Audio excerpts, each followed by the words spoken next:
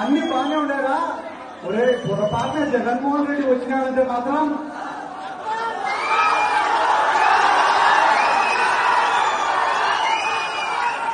మనం కూడా, మీరు కూడా ఎవరికైనా చెప్పండి, ఏ ఒక్క తెలుగుదేశం కార్యకర్త జోలికి మనము, ఏ ఒక్క జనసేన కార్యకర్త జోలికి మనము, కానీ మన కార్యకర్తలు ఇబ్బంది పెట్టుకోండి అంతగానే. ఎందుకంటే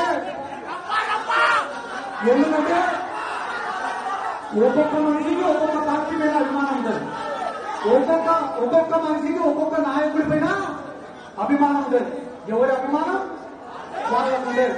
ఒక నాయకుడిని అభిమానిస్తే కేసులు పెడతాం, ఒక నాయకుడిని అభిమానిస్తే చంపేస్తామంటే ఇక్కడ చూస్తూ ఊరుకునే వాళ్ళగా ఎవరు.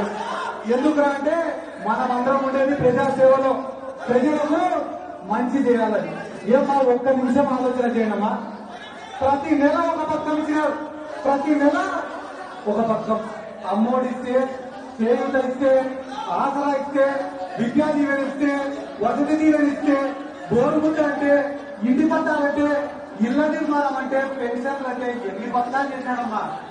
ఇన్ని పథకాలు చేసిన తర్వాత ఏం చెప్పినాడు తెలుసా మాకందరికి? మీరు గడప తిరగమంటున్నారు. ఏం చెప్పాడు?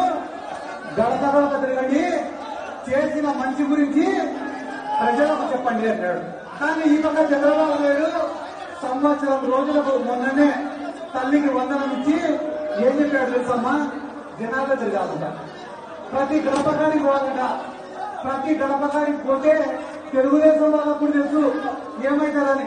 కాబట్టి వాళ్ళు ఇంకా తెలియని వాళ్ళు ఏం చేస్తారని తెలుసమ్మా?